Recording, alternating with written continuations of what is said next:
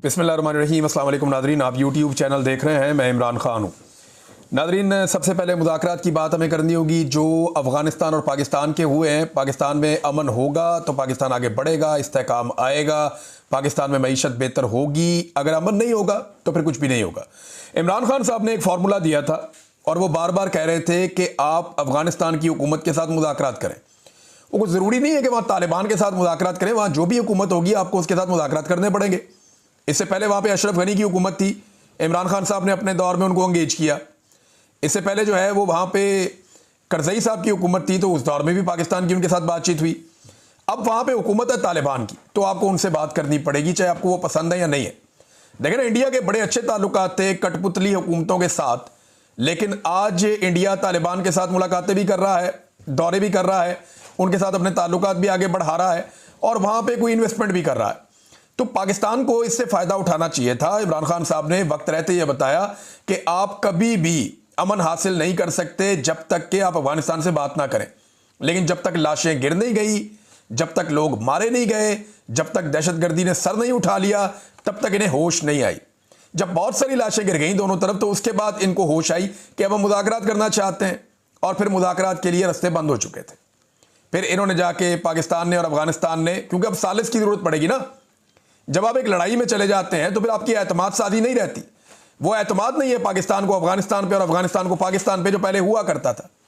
यही मुज़ाकरात जो अब कतर में हो रहे हैं, यही मुज़ाकरात जो अब होने जा रहे हैं आने वाले दिनों में इस्तांबुल में, तुर्की में, ये मुज़ाकरात इस्लामाबाद में हो सकते थे, ये मुज़ाकरात पेशावर में हो सकते थे, वहां बातचीत हो सकती थी, बड़ी इज्जत के साथ दोनों फ्रीकैन मिलकर बातचीत तय कर सकते थे और शायद उनमें एतमाद ज्यादा होता।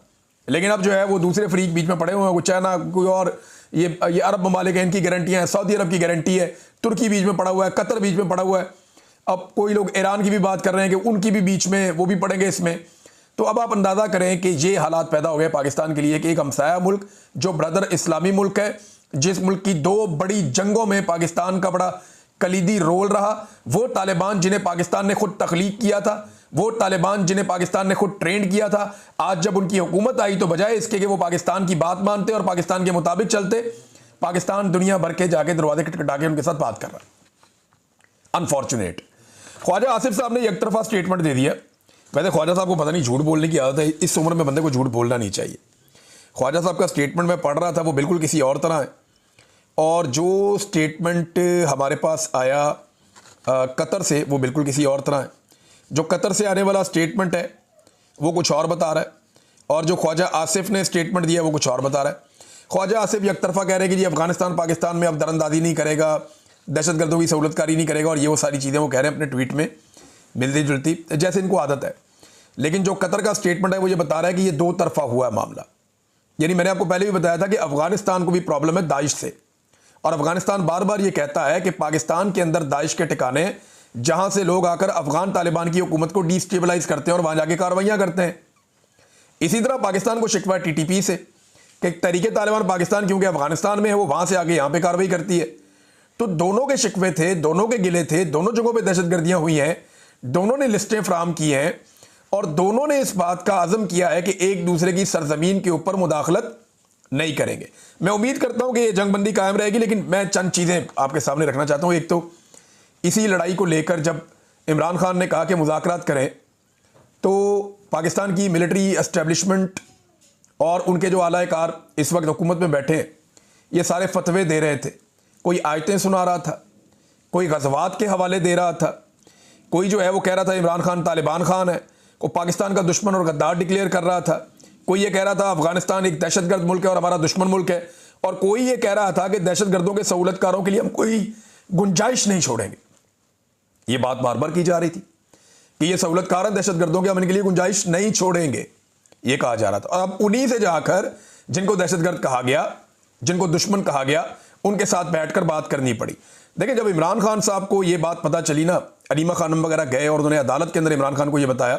मुलाकातें तो इमरान खान की होती नहीं है, अदालत में केस चलता है, उसी बहाने मुलाकात होती है। तो वहां जब इमरान खान साहब को यह बताया कि इतने फौजी अफसरान और जवान शहीद हो गए, तो इमरान खान साहब उठकर खड़े हो गए थे, और उन्होंने एक मरतबा नहीं लगभग 10 मरतबा इमरान खान साहब ने यह बात दोहराई कि अफगानिस्तान से रब्ता करो, अफगानिस्तान से बात करो, अफगानिस्तान से रब्ता करो। वो आदमी इस इलाके के डायनामिक्स को जानता है, उसे पता है कि यहां क्या चल रहा है, उसको आइडिया है कि इस लड़ाई को रोकना है। तो उसको रोकने का बेहतरीन तरीका यह है कि आप कबाइलियों को इन्वॉल्व करें, आप अफगानिस्तान की हुकूमत से बात करें, मकामी हुकूमत को अपने एतमाद में लें और फिर मिलकर दहशतगर्दी को खत्म करें। अगर आप एक तरफा लड़ाई लड़ते रहेंगे तो फिर आप 20 साल और लड़ लें। इससे पहले भी आप 20 साल से ये लड़ाई लड़ रहे हैं, 20-25 साल हो गए आपको, आप 25 साल और लड़ लें। आपने 14,000 छोटे ऑपरेशंस किए, आपने दर्जनों जो है बड़े ऑपरेशंस आपने किए, बहुत बड़ी तादाद में। अभी तक अमन नहीं आ सका। अमन लाने का एक ही तरीका है, जब पूरा खित्ता अमन के लिए तुल जाएगा, और वो अफगानिस्तान की शमूलियत के बगैर मुमकिन नहीं है। तो इमरान खान को जो लोग ताने देते थे अब वही काम कर रहे हैं और वो पहुंचे हैं। और देखिए ये क्यों इन्हें करना पड़ा। पहले तो ये लड़ाई को बढ़ाना चाह रहे थे, लड़ाई को बढ़ावा दे रहे थे। लड़ाई को बढ़ावा देने का मकसद ये था कि डोनाल्ड ट्रंप मुतवज्जे हो जाएगा। डोनाल्ड ट्रंप को हम बताएंगे देखो आपको चाहिए था बगराम एयरबेस, तो देखिए हमने आपके लिए कितनी कुर्बानी दी है, कितना जोर लगाया, हम आपके लिए बात कर रहे हैं, हम अफगानियों को मार रहे हैं, हम हमले कर रहे हैं, हमने तो काम शुरू भी कर दिया। ट्रंप साहब आप ये देखें, तो ट्रंप ने तवज्जो नहीं दी इनकी तरफ। ट्रंप अपने पंगों में फंसा हुआ है, वहां पे अमेरिका में जो चल रहा है वो मैं आपको भी बताता हूं थोड़ी देर में। लेकिन ट्रंप ने जब ज्यादा तवज्जो नहीं दी और उसने ये कह दिया कि अमेरिका में बड़े काम है जिनमें मैं फंसा हुआ हूं, तो अफगानिस्तान और पाकिस्तान को बाद में देखूंगा, तो पाकिस्तान को एहसास हुआ कि जनाब ये तो फायदा ही कोई नहीं हो रहा, यानी खाया पिया कुछ नहीं और गिलास तोड़ा उसके भी पैसे 12 ने। तो इससे बचने के लिए पाकिस्तान ने कहा जी बात करो अब उनके साथ, इमरान खान ठीक कहता है। फिर इन्हें मुल्की मफाद याद आया, जब जाती मफाद नहीं निकला तो इन्हें मुल्की मफाद याद आया, जाके फिर उन्होंने अफगानिस्तान के साथ बातचीत की, जो बड़ी अच्छी बात है, बहुत अच्छी बात है। सीज फायर कायम रहना चाहिए। देखें DGISPR जो है ना वो 2 मकासद के तहत पेशावर गए थे। मैंने उनकी प्रेस कॉन्फ्रेंस जो सुनी है और जितनी उनकी प्रेस कॉन्फ्रेंस वायरल हुई उससे 2 चीजें निकलती हैं। DGISPR के जो पेशावर का दौरा था अहमद शरीफ साहब का, उसके 2 मकासद थे। एक मकसद तो यह था कि जो ऑपरेशन हो रहा है खैबर पख्तूनख्वा में, इसकी मुखालफत बिल्कुल नहीं होनी चाहिए और इसके लिए राह हमवार की जाए। उन्होंने कहा जी अगर बातचीत करनी होती तो गज़वा बदर क्यों होता, यानी एक तो उन्होंने गज़वा की मिसाल दे दी इस मामले में, वहां कुफार के साथ जंग हो रही थी, ये लड़ाई और नौयत की है, ये आपकी अपने मुल्क के अंदर एक इंसर्जेंसी है जिसको आपने कंट्रोल करना है, टेक्निकल चीज़ें, तो उठा के उसको वो कुफार की और उस तरह की लड़ाइयों के साथ जोड़ दिया। गज़वा की मिसालें दी, आयात के हवाले हम पहले सुनते रहे बहुत सारे। तो एक तो ये था कि ऑपरेशन का माहौल जो है उसे फुल गर्म रखना है और जितनी भी मुखालिफ आवाज़ें हैं उनको जवाब देना, एक तो DGISPR का ये था। और दूसरा ये था कि सुहेल अफरीदी का रास्ता रोका जाए। तो दोनों महाजों पे DGISPR का मौक़िफ़ गलत साबित हो गया। पहला मौक़िफ़ सुहेल अफरीदी को वाज़े उन्होंने पैगाम दिया था कि हम ऐसी सूबाई हुकूमत को नहीं मानते। भाई आप होते कौन है कि आप नहीं मानते, आपकी ये औकात ही नहीं है, आपकी ये जुर्रत होनी ही नहीं चाहिए कि अवामी मुंतखब हुकूमत को आप कहें कि हम नहीं मानते। आपको मानना पड़ेगा क्योंकि आप एक सरकारी मुलाजिम है और आपको तनख्वाह देती है ये कौम, और आपने वही करना है जो आपको अवामी मुंतखब नुमाइंदे कहेंगे। लिहाजा DG साहब ने एक तो ये कहा जी कि इस वज़ीर आला को हम नहीं मानते दूसरे अल्फाज में, और वो वज़ीर आला फिर आ गया, आप माने या ना माने वो आ गया। दूसरी बात, वो मुज़ाकरात के बिल्कुल हमायती नहीं थे और अब हम देख रहे हैं कि 1 हफ्ते के अंदर अंदर वो टाइम आ गया कि मुज़ाकरात भी हो गए। तो 1 हफ्ते के अंदर DGISPR की जो प्रेस कॉन्फ्रेंस थी उनके दोनों नताइज निकल आए। 2 मकासद थे ना, एक तो जनाब ऑपरेशन, मुज़ाकरात नहीं होंगे ऑपरेशन होंगे, और दूसरा कि सुहेल अफरीदी CM नहीं बनेगा। दोनों ही काम हो गए, मुज़ाकरात भी हो गए, सुहेल अफरीदी CM भी बन गया। और वही ख्वाजा आसिफ खुद चल कर गया जो मुज़ाकरात का सबसे बड़ा मुखालिफ बन रहा था। तो इनका कोई नजरिया नहीं है, इन्हें जो एस्टेब्लिशमेंट कहती है ये आंखें बंद करके कर देते हैं। मैंने कल के वीलॉग में आपको बताया भी था, सुबह मैंने आपको बताया था वीलॉग में कि एस्टेब्लिशमेंट ने इनको ये कहा कि जो हम तुम्हें कहते हैं आंखें बंद करके करो, तुम्हारी हिफाजत हमारी रिस्पॉन्सिबिलिटी है। अमेरिका में क्या हो रहा है ये मैं आपको थोड़ा सा बताता हूं, लेकिन पहले एक और डेवलपमेंट है और ये बड़ी डेवलपमेंट है। ये जी सुहेल अफरीदी साहब ने एक कार्रवाई डाल दी है, अभी कुछ और कार्रवाइयां होने वाली हैं खैबर पख्तूनख्वा में, मैं आपको बताऊंगा आने वाले दिनों में। लेकिन उन्होंने एक बड़ा जरगा बुला लिया सुहेल अफरीदी ने।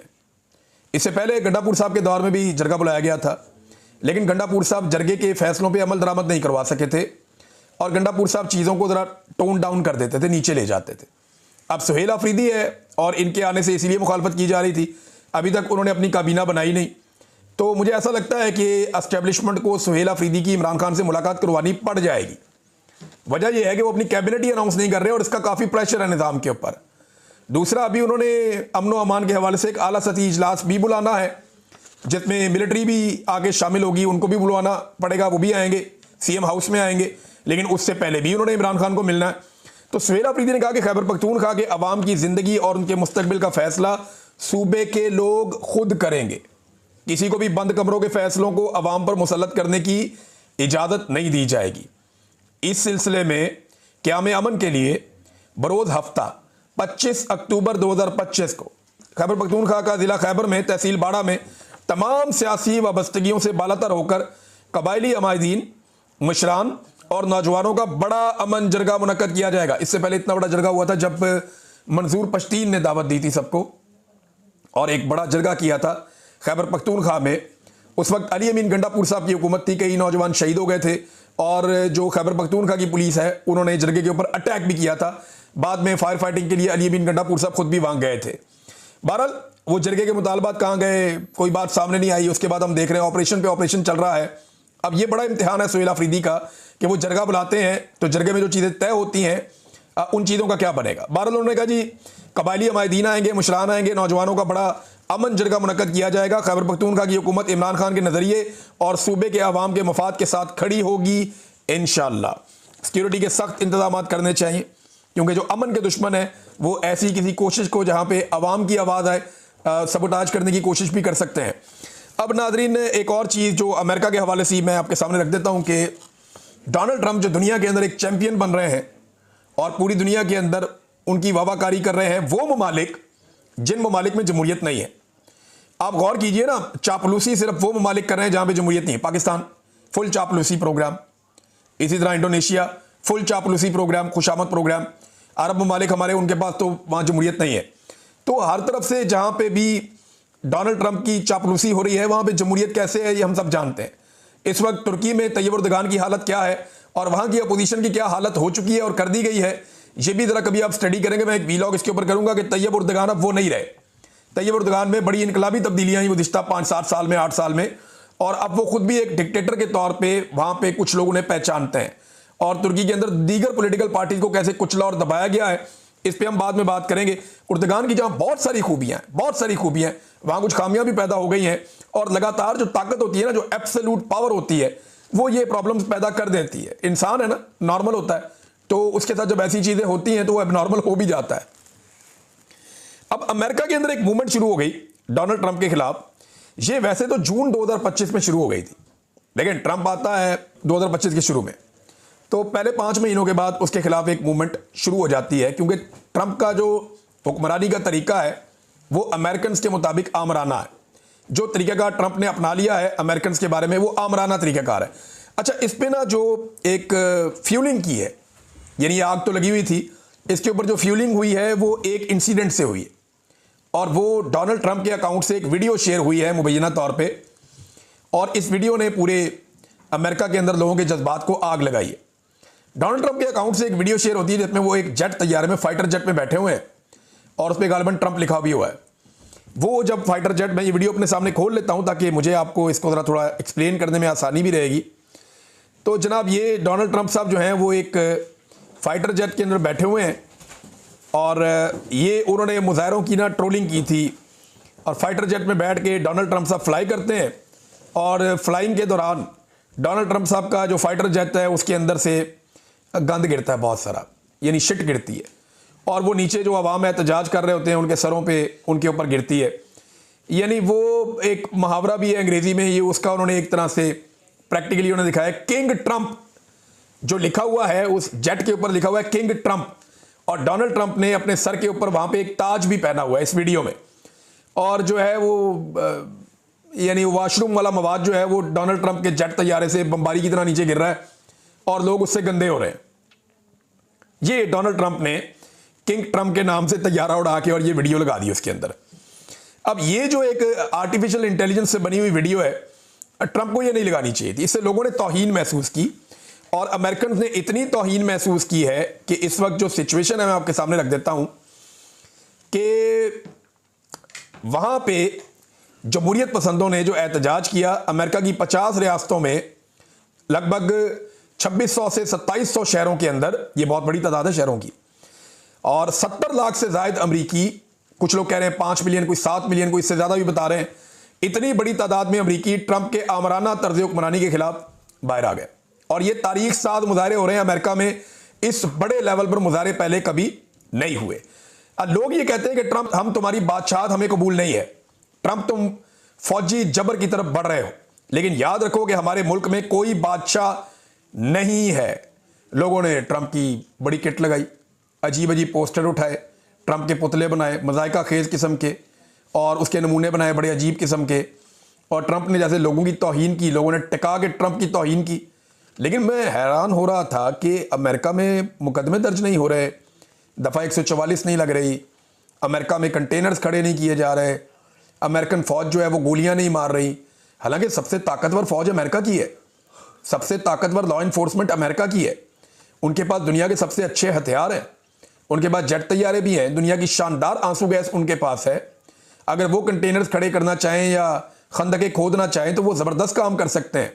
उनके लिए मसला भी नहीं है 20-25-30 हज़ार आदमी को मारने का, फ़ौरन मार सकते हैं। लेकिन वहाँ पे ये नहीं हो रहा, ना ही जाली FIR हो रही हैं, बल्कि ये जो लाखों मुजाहिरीन आए हैं एहतजाज करने के लिए, इनमें से कोई एक भी ऐसा नहीं है जिसने शिकायत की हो कि गुज़िश्ता रात उसकी चादर और चार दीवारी का तकद्दुस पामाल किया गया। ये है नादरीन अमेरिका। वो इसीलिए सुपर पावर अपने आप को कहते हैं, या इसीलिए बाकी दुनिया से आगे हैं कि वहाँ पे लोगों के जमहूरी हक मौजूद हैं। अच्छा, डोनाल्ड ट्रंप का ये कहना कि मैं बादशाह नहीं हूँ, ये मुझे बादशाह बिला वजह कह रहे हैं, ये मेरे बारे में गलत बात कर रहे हैं। अमेरिकी सदर ने खुद कह दिया अपने मुंह से कि वो मुझे बादशाह कह रहे हैं, मैं बादशाह नहीं हूँ। हालांकि जो वीडियो उन्होंने जारी की थी डोनाल्ड ट्रंप ने, उसमें किंग ट्रंप लिखा हुआ था। तो ये जनाब अमेरिकन का रद्द अमल है जो हम देख रहे हैं। नाज़रीन, एक और बड़ी खौफनाक खबर है, मैं इसकी तस्दीक नहीं कर सकता, लेकिन ज़ियाद तनोली साहब ने यह खबर दी। ज़ियाद तनोली साहब मैं जानता हूँ, एक्सप्रेस न्यूज़ में मैं उनके साथ काम कर चुका हूँ, बड़े अच्छे जर्नलिस्ट हैं, दिन अखबार में भी काम करते थे, मुख्तलिफ जगहों पे उन्होंने काम किया है और मेरा एक उनके साथ अच्छा ताल्लुक भी है। उन्होंने एक खबर दी है कि खादम रिजवी साहब जो हैं, जो तहरीक लब्बैक के बानी हैं और उनका इंतकाल हो गया था आज से चंद साल पहले। 16 नवंबर को उनकी बरसी आती है हर साल और उनका उर्स मनाया जाता है, वहाँ पे उनका मज़ार बनाया गया बाद में। खादम रिजवी साहब, ये आपको याद होगा, वो माजूर शख्सियत हैं जो एक व्हील चेयर के ऊपर बैठते थे और इन्होंने तहरीक लब्बैक को एक ऐसी पॉलिटिकल पार्टी बनाया जिसने एहतजाज कर करके सबके नाक में दम कर दिया। तो अब उनके दुनिया से जाने के बाद हर साल 16 नवंबर को उनका उर्स मनाया जाता था। अब ज़ियाद तनोली साहब की खबर है और कुछ और सहाफ़ी भी ये क्लेम कर रहे हैं कि उनका जस्ते खाकी यानी उनकी लाश को निकाला जाएगा उनकी कब्र से और लाहौर से बाहर कहीं मुंतकिल किया जाएगा। ये बड़ी खौफनाक बात है। हुकूमत पंजाब का वैसे पता कोई नहीं है, कुछ भी कर सकते हैं। तो ये क्लेम किया जा रहा है कि जनाब ये मुंतकिल किया जाएगा और अटक में या राजनपुर में या कहीं दूर दराज इलाके में मुंतकिल करेंगे ताकि लाहौर में ट्रैफिक के मसाइल पैदा ना हो। अब वजह ये बनाई जाएगी। तो इस तरह तो जो बाकी मज़ार लाहौर में वो भी सारी खाली करके आप किसी खुले इलाके में भिजवा दें, चोलिस्तान में, जिन्होंने जाना है उर्स करने के लिए उधर चले जाया करेंगे। लेकिन ये खादम रिजवी साहब के हवाले से खबर है और ये अब ये खबर का क्या इम्पैक्ट आता है मैं अभी कुछ कह नहीं सकता, लेकिन आपको पता चल जाएगा। आखिरी खबर नाज़रीन, और ये भी बहुत इंपॉर्टेंट है, ये जो लोग बगले बजा रहे थे और क्रेडिट ले रहे थे कि जनाब हमने इसराइल की जंग रोक ली, फ़लाने ने ये किरदार किया, फ़लाने ने वो किरदार अदा किया, इसने ये कर दिया, उसने ये कर दिया, तो जंग बंदी तो हुई नहीं। और जिन लोगों ने दस्तखत किए हैं वो आवाज़ भी नहीं उठा रहे। अब पाकिस्तान को तो भरपूर आवाज़ उठानी चाहिए कि जनाब किस चक्कर में हमने दस्तखत आपने हम सबसे करवा लिए, बुला लिया, पूरी दुनिया में सौदा बेच दिया जंग बंदी का, जंग बंदी तो अभी तक हुई नहीं। मैंने आपको कल भी बताया था एक ही फैमिली के 11 बंदे शहीद कर दिए, उसके अलावा मजीद शहीद अलग किए इन्होंने। अब गजा के ऊपर इसराइल की बमबारी जारी है, 38 फलस्तीनी मजीद शहीद हो गए। एक दिन की बात बता रहा हूं, 38 फलस्तीनी मजीद शहीद हो गए, 143 फलस्तीनी मजीद जख्मी हो गए हैं। जब से जंगबंदी हुई है, 4-5 दिन की कहानी है टोटल, और इतने दिनों में 47 बार जंगबंदी के मुआहदे की खिलाफ वर्जी हो चुकी है। रफा की जो क्रॉसिंग है जहां से इमदाद आती है उसे गैर मुय्यना मुद्दत तक के लिए इसराइल ने बंद कर दिया है, जो जंगबंदी की खिलाफ वर्जी है। और गजा मलबे में 70,000 टन बारूद दबा हुआ है, यह भी क्लेम किया जा रहा है। इसराइल की दरिंदगी तो खत्म हुई नहीं, अब कौन रोकेगा? कौन बिल्ली के गले में घंटी बांधेगा? क्या शहबाज शरीफ जो उछल उछल के तारीफें कर रहे थे डोनाल्ड ट्रंप की, कल मैं सुन रहा था हमारे फील्ड मार्शल, ये पहली मरतबा मैंने तारीख में ऐसा सुना, इससे पहले मुझे नहीं याद पड़ता कि कोई army chief passing out parade पे जाएं पीएमए की और वहाँ नए फौजियों को या नए जो ऑफिसर्स आ रहे हैं, नया खून जो इंडक्ट हो रहा है फौज में, उसको अमेरिकन प्रेसिडेंट की तारीफ सुनाएं। अब तक के लिए इतना ही। अपना ख्याल रखिएगा, अपने चैनल का भी। अल्लाह हाफिज़।